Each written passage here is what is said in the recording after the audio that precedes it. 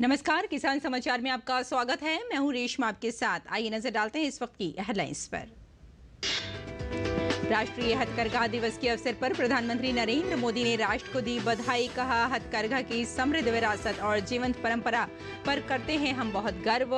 AI startup कंपनियों की मदद से उद्योग बन रहा है मजबूत।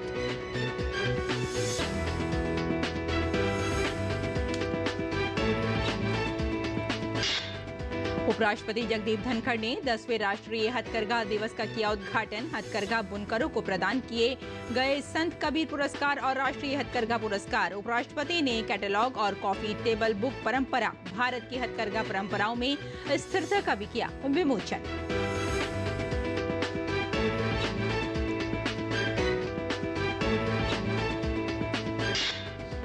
आरबीआई की बैंकों से किसानों को फसल ऋण, पशुपालन, डेयरी, मत्स्य पालन, मधुमक्खी पालन सहित संबद्ध गतिविधियों के लिए कम ब्याज दर पर अल्पावधि ऋण उपलब्ध कराने की अपील। किसानों को दी जाएगी 7% की ब्याज दर पर 3 लाख रुपए की सीमित राशि।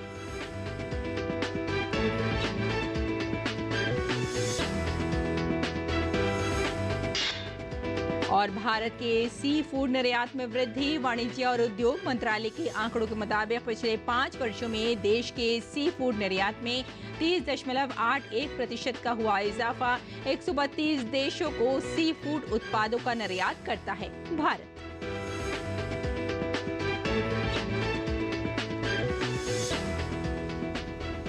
और आइए अब समाचारों पर डालते हैं विस्तार से नजर। आज राष्ट्रीय हथकरघा दिवस है। प्रधानमंत्री नरेंद्र मोदी ने राष्ट्रीय हथकरघा दिवस की बधाई दी। उन्होंने एक्स पोस्ट पर अपने संदेश में कहा कि राष्ट्रीय हथकरघा दिवस की बधाई। हम अपने देश भर में हथकरघा की समृद्ध विरासत और जीवंत परंपरा पर बहुत गर्व करते हैं।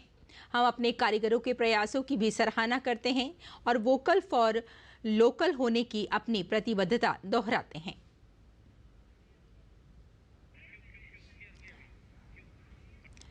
एक्स पोस्ट पर पीएम मोदी ने राष्ट्रीय हथकरघा दिवस पर वीडियो भी साझा किया है।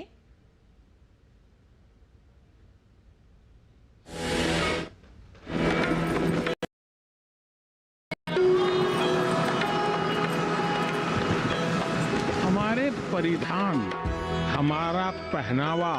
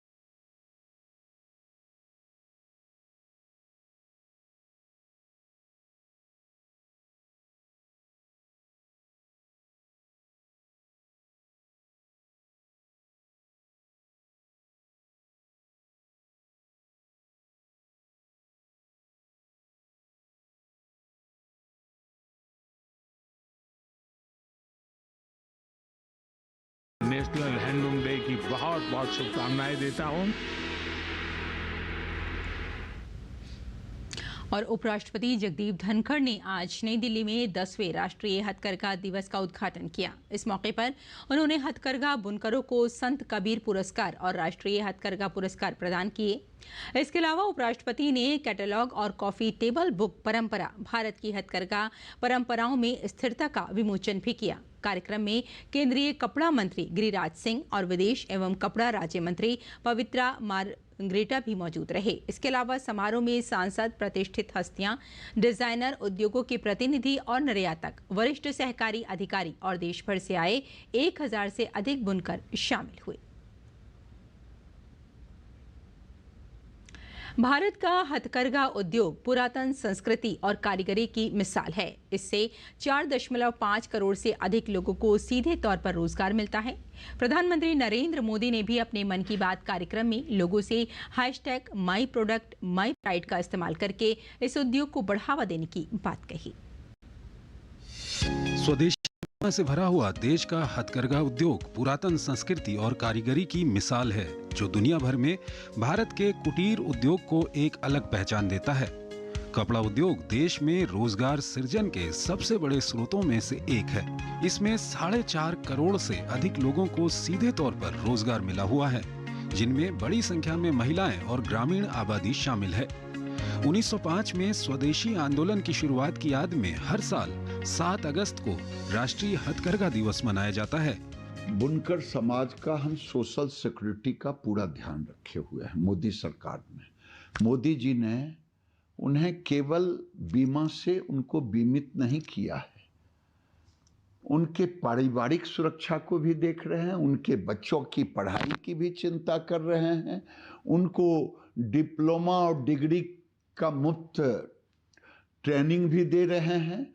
और जो बुनकर होते हमारी बहन और भाई, उनके बने हुए कपड़ों को विदेश तक मार्केट दे रहे हैं। ये मोदी ने किया, ये पहले नहीं था। मैं आपको बता सकता हूं कि आने वाले दिन में हैंडलूम बढ़ेगा।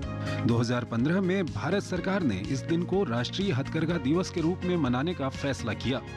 इस अवसर पर प्रधानमंत्री नरेंद्र मोदी ने जोर देते हुए कहा कि हथकरघा गरीबी से लड़ने का एक साधन हो सकता है, ठीक उसी तरह जैसे स्वदेशी आंदोलन स्वतंत्रता संग्राम में एक साधन था। पीएम मोदी ने अपने मन की बात कार्यक्रम में एक नए #माई प्रोडक्ट माई प्राइड के इस्तेमाल के लिए भी लोगों को प्रेरित किया। कई निजी कंपनियां भी एआई के माध्यम से हैंडलूम उत्पाद और सस्टेनेबल फैशन को बढ़ावा दे रही है। मुझे ये देखकर भी अच्छा लगा कि बहुत से लोग अपने यहाँ के ऐसे लोकल प्रोडक्ट्स को पॉपुलर बनाने में जुटे हैं। आप भी अपने लोकल प्रोडक्ट्स को #माई प्रोडक्ट माई प्राइड के नाम से सोशल मीडिया पर अपलोड करें। हरियाणा में महिलाएं आत्मनिर्भर भारत की मिसाल पेश कर रही हैं। पीएम ने मन की बात के माध्यम से इन महिलाओं के सेल्फ हेल्प ग्रुप उन्नति के बारे में जानकारी दी और इनकी प्रशंसा भी की। भारत हमेशा से अपने उच्च गुणवत्ता वाले हथकरघा के लिए जाना जाता रहा है और इसके परिणाम स्वरूप इसके उत्पादों का निर्यात 5वीं शताब्दी ईसा पूर्व में भी किया जाता था। भारत के विभिन्न हिस्सों की अलग अलग शैलियां हैं।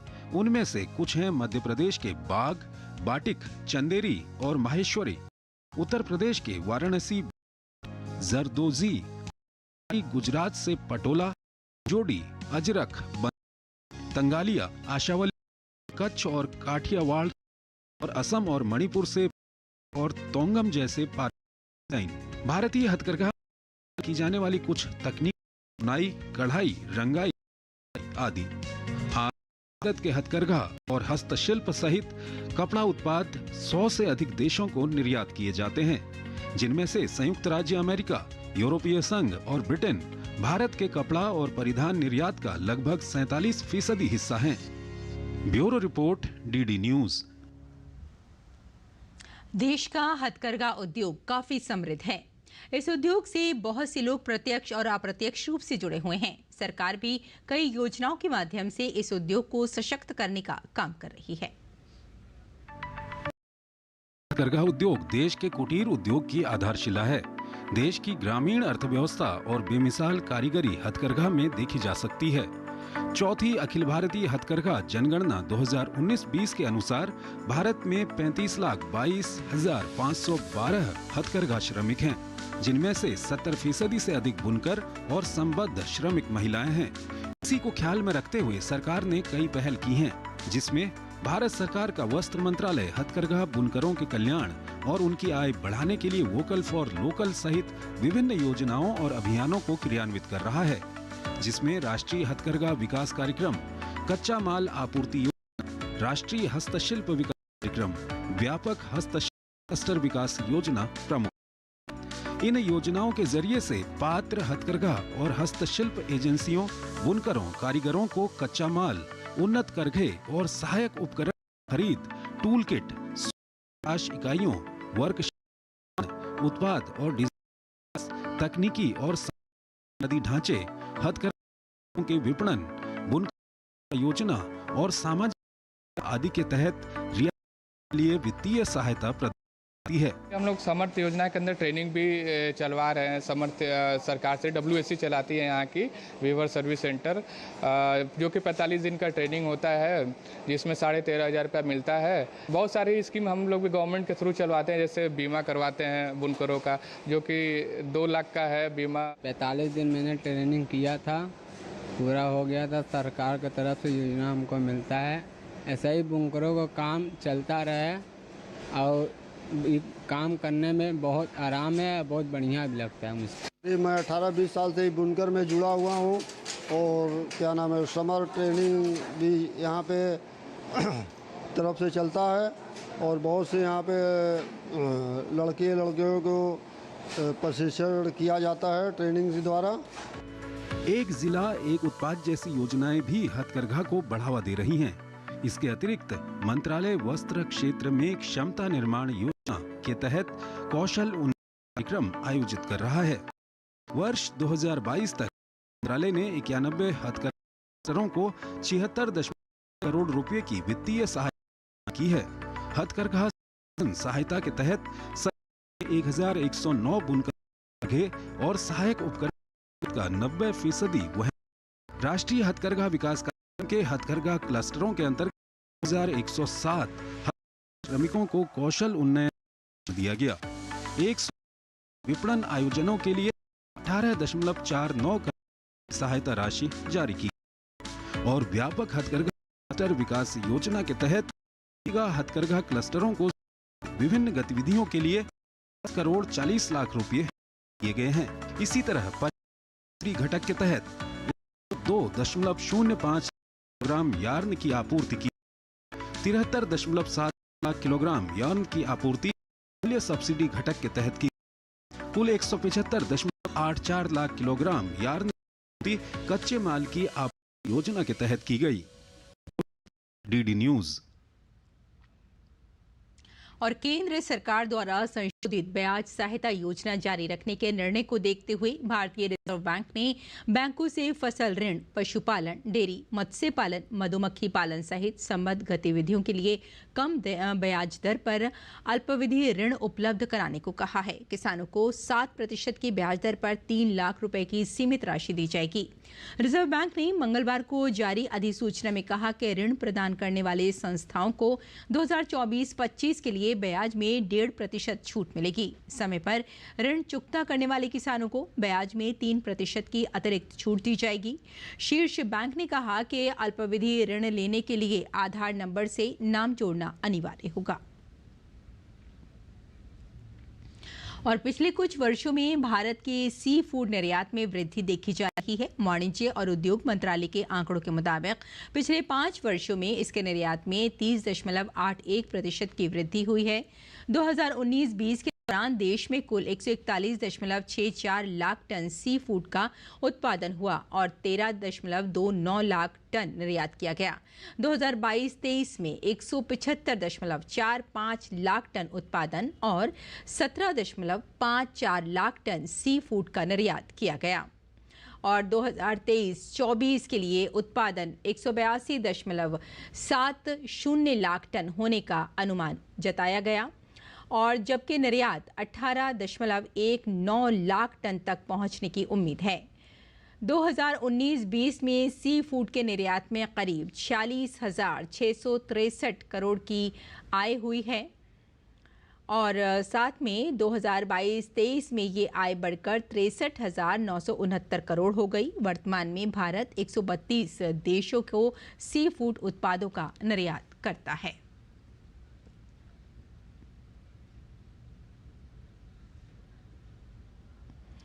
राजस्थान के जोबनेर में श्री कर्ण नरेंद्र कृषि महाविद्यालय में बड़े पैमाने पर सफाई अभियान का आयोजन किया गया। कुलपति डॉक्टर बलराज सिंह छात्र छात्राओं व स्टाफ के साथ साफ सफाई करते नजर आए। इस मौके पर डॉक्टर बलराज सिंह ने कहा कि खरीफ फसलों के खरपतवारों को जड़ से उखाड़ फेंकना चाहिए ताकि भविष्य में इसे बीज बनने से रोका जाए। साथ ही डॉक्टर बलराज सिंह ने गाजर घास खरपतवार के बारे में जानकारी देते हुए कहा कि गाजर घास बड़े आक्रामक तरीके से फैलती है। ये 1 वर्षीय शाकीय पौधा है जो हर तरह के वातावरण में तेजी से उगकर फसलों के साथ साथ मनुष्य और पशुओं के लिए भी गंभीर समस्या बन जाता है। साथ ही गाजर घास से मनुष्य में त्वचा संबंधी रोग, डर्मेटाइटिस और एक्जिमा, एलर्जी, बुखार, दमा आदि जैसी बीमारियां हो जाती हैं। डॉक्टर बलराज सिंह ने इसे उपलक्ष्य में कहा कि कॉलेज कैंपस को स्वच्छ एवं शुद्ध रखेंगे ताकि बच्चों को शुद्ध वातावरण में अच्छी शिक्षा मिल सके।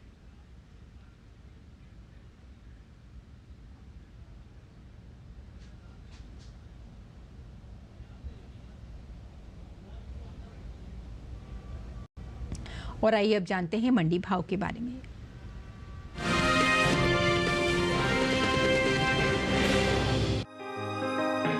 मंडियों में इन दिनों मसूर की आवक सामान्य बनी हुई है। बात भाव की करें तो एग मार्केट के मुताबिक मंगलवार को देश की अलग अलग मंडियों में मसूर के भाव कुछ इस प्रकार रहे। उत्तर प्रदेश में 5 अगस्त को मसूर का भाव था 6,740 रुपए। 6 अगस्त को इसके भाव में 10 रुपए की गिरावट आई, जिसके बाद भाव 6,730 रुपए हो गया। राज्य की फैजाबाद मंडी में इस दौरान मसूर के भाव में बढ़त रही। यहाँ मसूर का भाव रहा 6,920 रुपए। 6 अगस्त को इसके भाव में 5 रुपए की तेजी दर्ज की गई, जिसके बाद मसूर का भाव 6,925 रुपए हो गया। 5 अगस्त को मसूर 6,550 रुपए पर बिकी। 6 अगस्त को इसके भाव में 20 रुपए की तेजी आई, जिसके बाद मसूर का भाव हो गया 6,570 रुपए। वहीं गाजीपुर मंडी में 5 और 6 अगस्त को मसूर बिना किसी बदलाव के 6,860 रुपए पर बिकी, जबकि पश्चिम बंगाल की आसनसोल मंडी में मसूर का भाव था 9,850 रुपए। 6 अगस्त को इसके भाव में 50 रुपए की गिरावट आई और भाव हो गया 9,800 रुपए। मसूर की पैदावार की बात, साल मसूर की पैदावार में बढ़त देखने को मिल सकती है। कृषि मंत्रालय की ओर से जारी 30 अग्रिम अनुमान के मुताबिक साल 2023-24 के दौरान मसूर की उपज 17.54 लाख मीट्रिक टन होने का अनुमान है, जबकि बीते साल की समान अवधि के दौरान मसूर की पैदावार 15.59 लाख मीट्रिक टन रही थी। मसूर की पैदावार करीब 1.95 लाख मीट्रिक टन ज्यादा हो सकती है। बता दें कि केंद्र सरकार ने विपणन सीजन 2024-25 के लिए रबी फसलों के न्यूनतम समर्थन मूल्य में बढ़ोतरी की है। रबी फसलों में सबसे ज्यादा बढ़ोतरी मसूर की दाल की एमएसपी में हुई है। रबी सीजन 2024-25 के लिए मसूर दाल की एमएसपी में 425 रुपए प्रति क्विंटल की बढ़ोतरी हुई है और अब इसका न्यूनतम समर्थन मूल्य 6,000 रुपए से बढ़कर 6,425 रुपए प्रति क्विंटल हो गया है।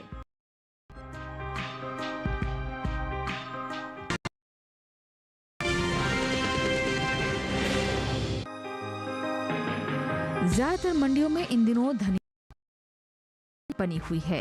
एग मार्क नेट के मुताबिक गुजरात की पोरबंदर मंडी में 5 अगस्त को धनिया का भाव रहा 5,990 रुपए।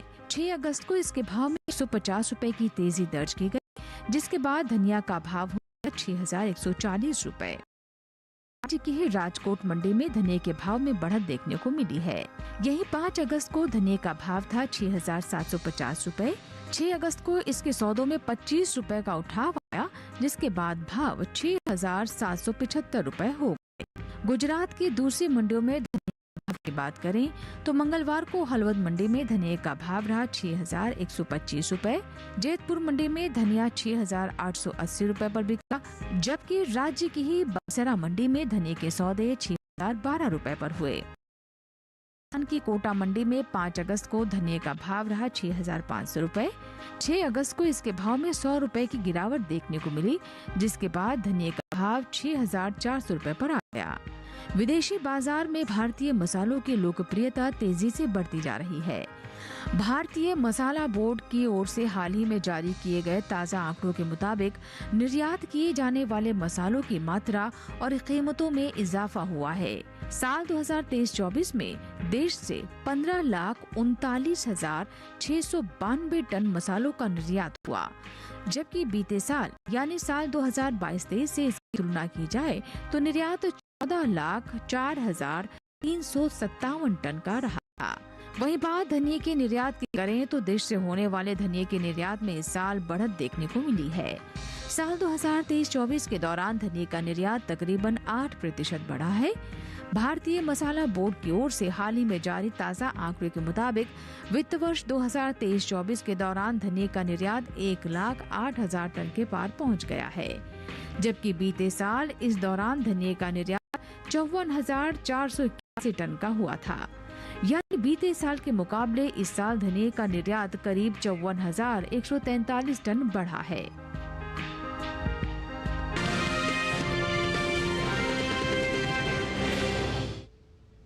और किसान इस मौसम में कैसे रखें अपनी खेती का ख्याल, आइए जानते हैं।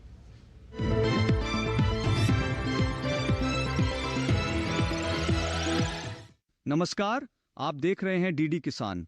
मैं हूं AI कृष और आज हम महाराष्ट्र और कर्नाटक में होने वाली खेती किसानी से संबंधित सलाहों के बारे में पूरी जानकारी देंगे। महाराष्ट्र के रत्नागिरी, रायगढ़ और पालघर जिलों में बारिश की संभावना को देखते हुए खेतों में जल निकासी की व्यवस्था जरूरी है।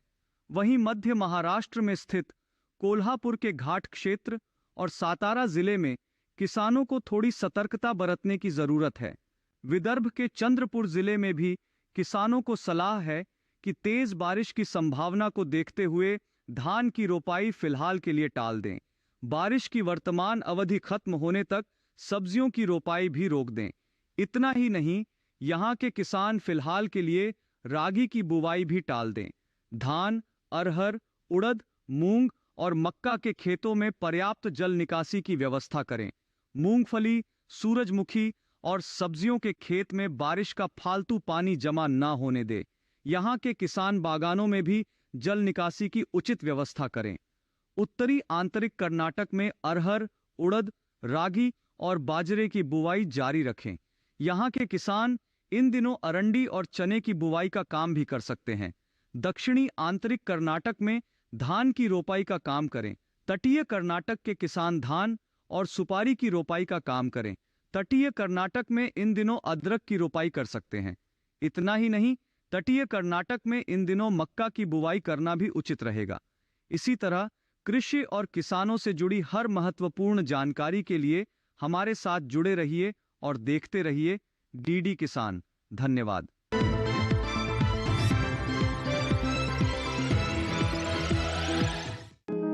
मशरूम, जिसे खुम्ब भी कहा जाता है, स्वाद और पौष्टिकता से भरपूर है। इसमें काफी मात्रा में प्रोटीन पाया जाता है। अलग अलग मौसम के हिसाब से इसकी कई किस्में मौजूद हैं। खासकर उत्तर भारत के मैदानी इलाकों में सफेद बटन मशरूम, शिटाके मशरूम, धान पुआल खुम्ब, ऑयस्टर मशरूम और दूधिया मशरूम की खेती की जाती है। अलग अलग किस्मों के कारण ही अब साल भर मशरूम की पैदावार संभव हो पाई है। एक रोचक बात यह है कि गर्मी के मौसम में पैदा होने वाला दूधिया मशरूम भारत की ही देन है। दूधिया मशरूम को फरवरी से अप्रैल तक बोया जा सकता है। इसके अलावा शिटाके मशरूम को सितंबर से फरवरी के बीच बोया जा सकता है। ऑयस्टर को ढींगरी मशरूम भी कहा जाता है। इसकी खेती लगभग पूरे साल की जा सकती है। मशरूम की बुआई के लिए कंपोस्ट तैयार किया जाता है। कंपोस्ट गेहूं के भूसे या धान के पुआल, गेहूं या धान के धोकर अमोनियम सल्फेट या पोटाश, जिप्सम और शीरे से तैयार किया जाता है। भूसा 1 साल से अधिक और बारिश में भीगा नहीं होना चाहिए।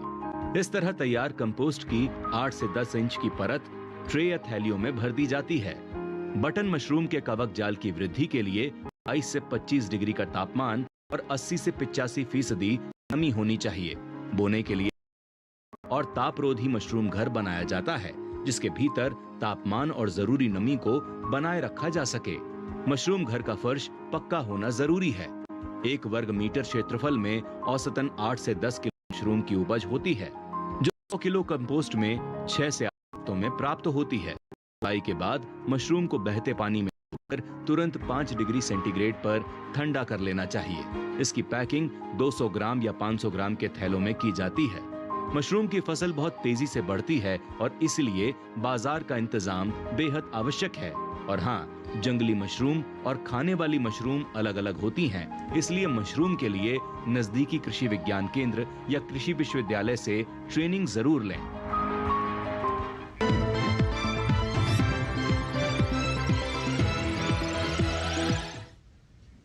और खेती किसानी के साथ साथ आइए नजर डाल लेते हैं कुछ और महत्वपूर्ण खबरों पर। खास खबर में गोवा और कारोबार को जोड़ने वाली काली नदी पर बना एक पुल ढह गया है। कर्नाटक के उत्तर कन्नड़ जिले में पुल टूटने के कारण नदी में एक लॉरी गिर गई, जिसके ड्राइवर को स्थानीय मछुआरों ने बचाया। उत्तर प्रदेश के मुख्यमंत्री योगी आदित्यनाथ ने अयोध्या के अपने दौरे के दूसरे दिन दिगंबर मंदिर में स्वर्गीय महंत परमहंस दास जी की मूर्ति का अनावरण किया। भाजपा राज्यसभा सांसद दिनेश शर्मा ने सलमान खुर्शीद पर निशाना साधा है। दिनेश शर्मा ने कहा कि सलमान खुर्शीद भारत में बांग्लादेश जैसी अराजकता फैलाने जैसे सपने देख रहे हैं, लेकिन उनका ये सपना कभी पूरा नहीं होगा। माफिया मुख्तार अंसारी, सीवान के मोहम्मद शहाबुद्दीन और के शार्प शूटर रह चुके मऊ के पंकज यादव को बुधवार सुबह एसटीएफ और फरा पुलिस ने मुठभेड़ में। विदेश मंत्रालय ने एक एडवाइजरी जारी की है, जिसके तहत भारतीय नागरिकों से लीबिया की गैर जरूरी यात्रा न करने को कहा गया है। लीबिया की वर्तमान स्थिति के आंकलन के बाद सरकार ने ये निर्णय लिया है। 29 अगस्त को राष्ट्रीय खेल दिवस के अवसर पर पहली बार विशेष रूप से अमृत उद्यान को खिलाड़ियों के लिए खोला जाएगा। साथ ही 5 सितंबर को शिक्षक दिवस के अवसर पर अमृत उद्यान शिक्षकों के लिए आरक्षित रहेगा। बम बम भोले के जयकारों के बीच श्री बूढ़ा अमरनाथ जी यात्रा का पहला जत्था जम्मू से रवाना हुआ। 700 यात्रियों के इस पहले जत्थे को एडीजीपी आनंद जैन ने झंडी दिखाकर रवाना किया। सरकार ने CS शेट्टी को 3 साल की अवधि के लिए भारतीय स्टेट बैंक का अध्यक्ष नियुक्त किया है। श्री शेट्टी देश के सबसे बड़े ऋण प्रदाता बैंक एसबीआई वरिष्ठतम प्रबंध निदेशक हैं। तो किसान समाचार में फिलहाल इतना ही। अनुमति दें। नमस्कार।